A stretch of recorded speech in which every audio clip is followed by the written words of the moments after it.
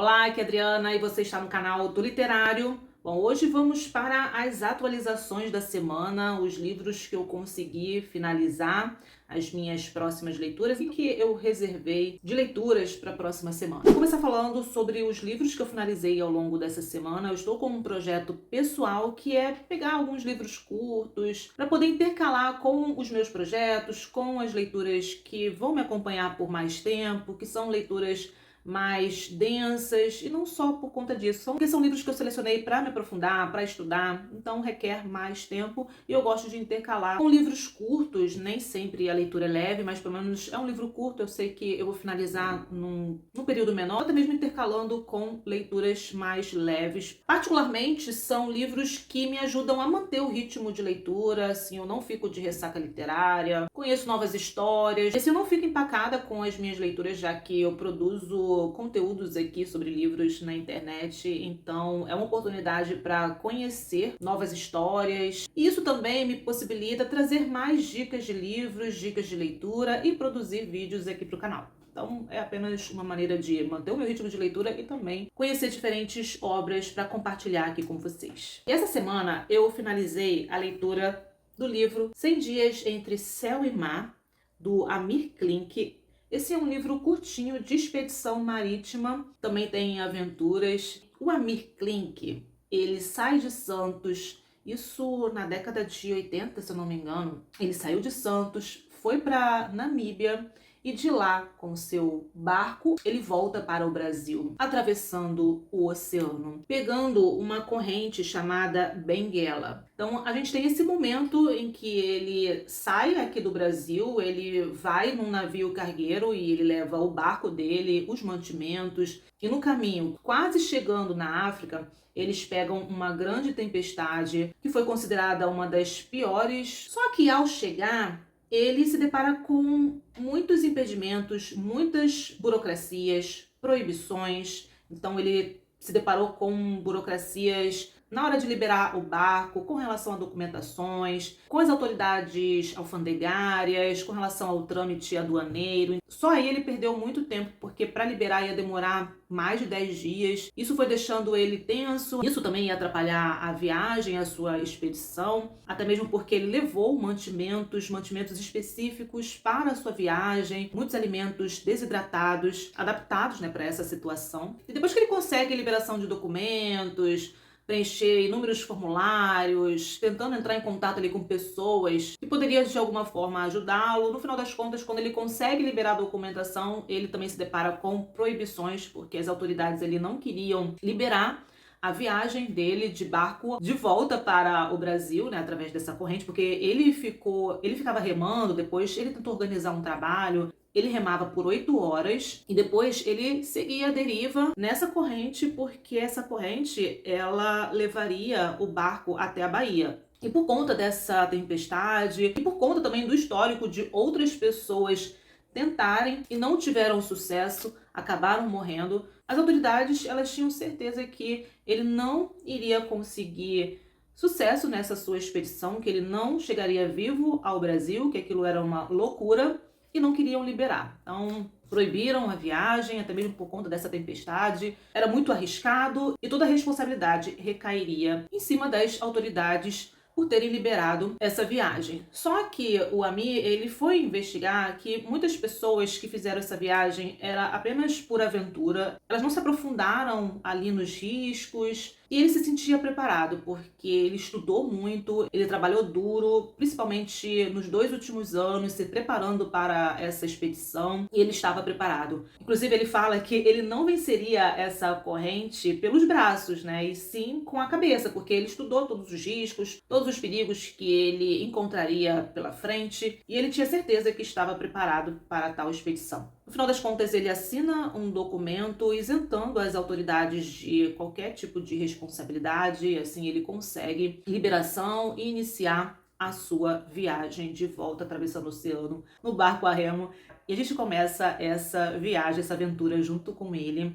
É claro que ele vai se deparar com muitos momentos aqui de risco, de perigo, principalmente com relação às tempestades que ele se depara ao longo da sua viagem, né? Ele fica 100 dias e o barco, ele capota. Só que o barco, ele foi projetado para isso. Isso era algo inevitável, que ia acontecer. Então, os engenheiros, eles montaram um barco, eles projetaram para que ele pudesse capotar e com os equipamentos, com a maquinaria, ele conseguiria virar o barco de volta. Então o barco ele já estava todo adaptado, caso ele se deparasse com esse tipo de situação, e realmente aconteceu. Então esses momentos aqui, enfrentando a tempestade, a força da natureza, foram momentos tensos de acompanhar. Então é um livro que vai prendendo a sua atenção, é uma leitura muito instigante. Tem um momento também que ele fala sobre a presença de tubarões. E os tubarões, eles passaram a ser uma presença constante ali. E eles batiam no casco do barco.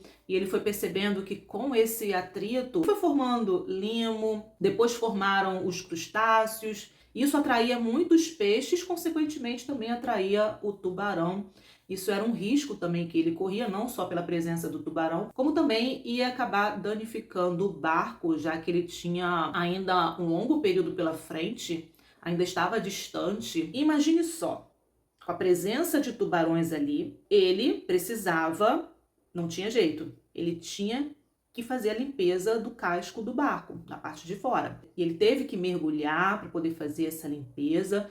Numa dessas situações, assim que ele finaliza a limpeza, ele se depara ali com um tubarão. Então ele vai contando esses momentos mais perigosos e que tinham um certo risco. E apesar de ter esses momentos aflitos, ainda assim ele se mantinha muito tranquilo nas decisões, muito seguro nas decisões, apesar de com certeza você sentir, né, momentos de medo, momentos de aflição. E ele também vai falar sobre outras companhias, outros animais que o acompanharam nessa jornada, como baleias, outros peixes, aves. Ou seja, ele não estava isolado na solidão. Tudo ali ao redor dele era sinal de vida. E conforme a gente vai lendo, a gente sente a presença desses outros personagens, vamos dizer assim. A gente sente esses momentos de troca, por exemplo, quando ele fala que uma baleia é enorme e ela queria brincar ali com o barco, fazer um salto enorme. E por mais que ela não tivesse a intenção de atacar o barco, aquele movimento ali perto, né? Ela mergulhava perto dele, poderia causar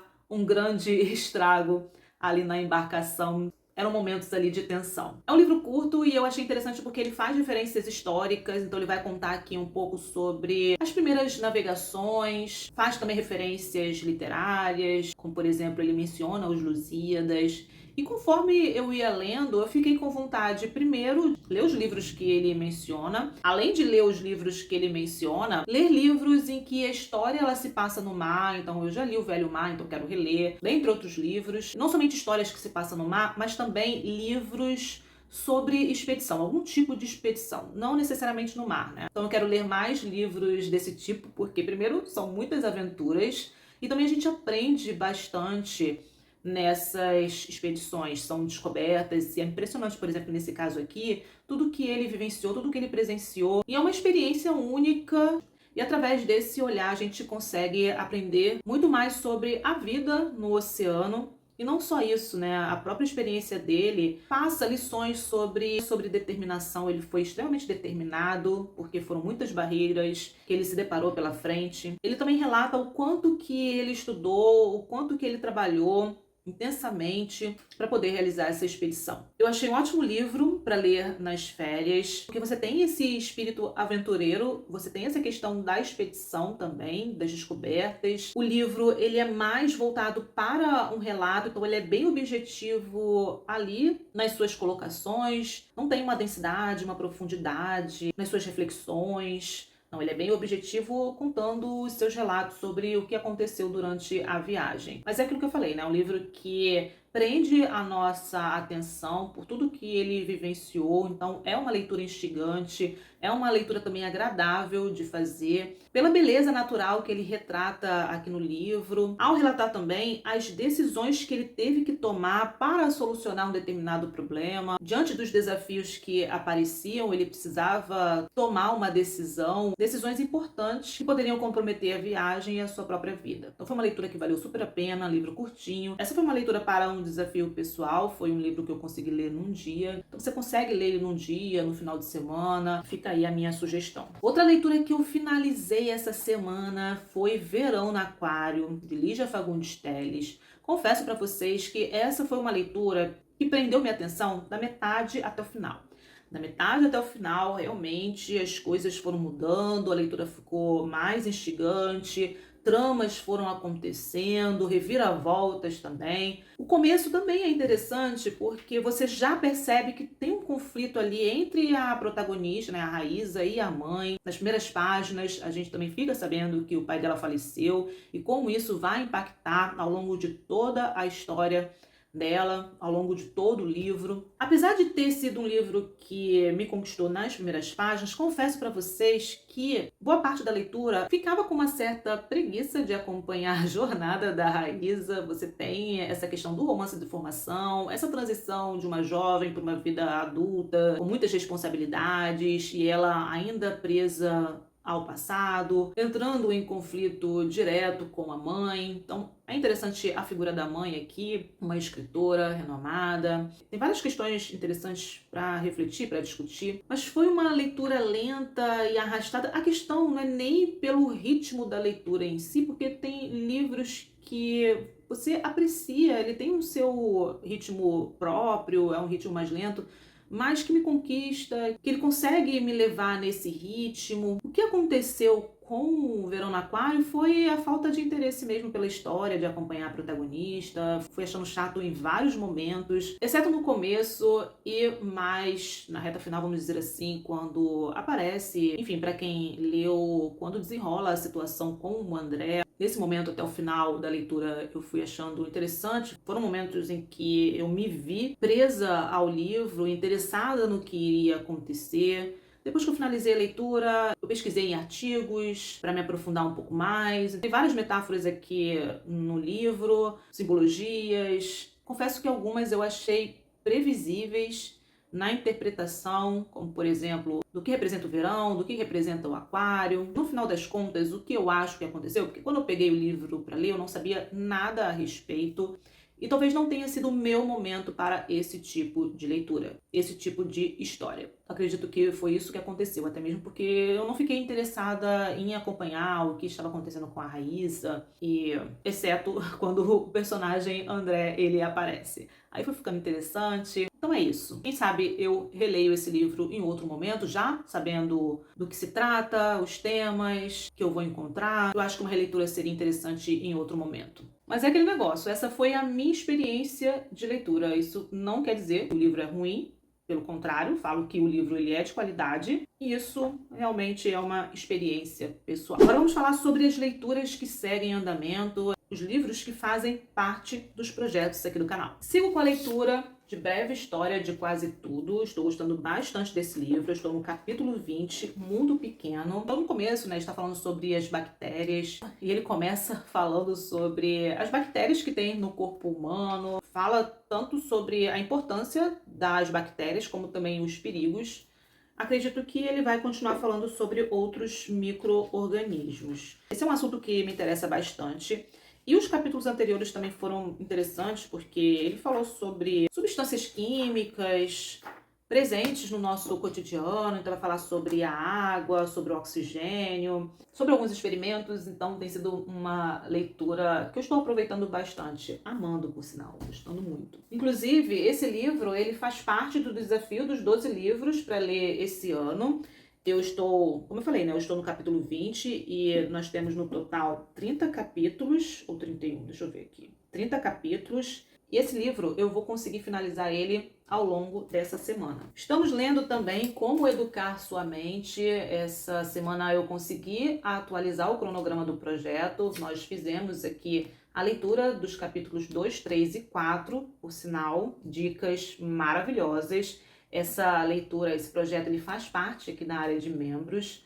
Foram várias dicas sobre diários de anotações, sobre como a gente pode assimilar melhor a nossa leitura, aquilo que a gente lê. E nessa semana a gente continua com a leitura, a gente segue com o projeto, agora sim, tudo em ordem com relação ao como educar sua mente. E para essa semana nós vamos conversar sobre o capítulo 5. Se você está acompanhando o projeto, já pega o seu livro, faça a leitura do capítulo 5 para a gente poder conversar sobre ele. Estamos lendo também Grande Sertão Veredas, que também faz parte do projeto aqui na área de membros. O que acontece? Para essa semana, nós teremos uma imersão nessa leitura, vamos maratonar Grande Sertão Veredas.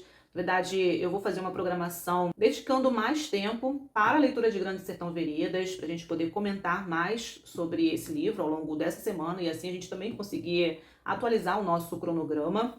Então, você que está acompanhando o projeto, acompanhe não só os vídeos aqui do canal, como também o Telegram, vou deixar aqui na descrição do vídeo, porque lá a gente também consegue comentar mais rapidamente sobre os projetos. Inclusive, segunda e terça-feira nós teremos um encontro pelo Meet para a gente fazer a leitura e conversar sobre a obra. Fora o encontro no Meet, nós teremos também programações aqui ao longo de toda essa semana para a gente atualizar a nossa leitura de Grande Sertão Veredas. Então, essa é uma leitura maravilhosa, que a gente precisa ler com calma, ler com atenção. Por isso eu quero fazer uma programação mais intensiva para a gente conseguir avançar e pegar o ritmo aqui da leitura de Grande Sertão Veredas. Estou lendo também Todos os Belos Cavalos, livro maravilhoso. E essa semana a meta é chegar a 50% dessa leitura. Eu ainda não avancei desde a última atualização, mas essa semana seguiremos até 50% da leitura. Gente, que livro sensacional! Com certeza vai entrar para um dos favoritos. Isso aqui é maravilhoso. Outra leitura que segue em andamento é No Caminho de Suan, primeiro volume do Em Busca do Tempo Perdido. Com relação a esse livro, nós estamos lendo 30 páginas por semana. Então, um cronograma bem tranquilo para a gente ler com calma. E a minha intenção, além de conversar sobre o livro lá no Telegram, para quem não participa, vou deixar o link aqui na descrição do vídeo. Dá tempo de você participar, de você ler com a gente.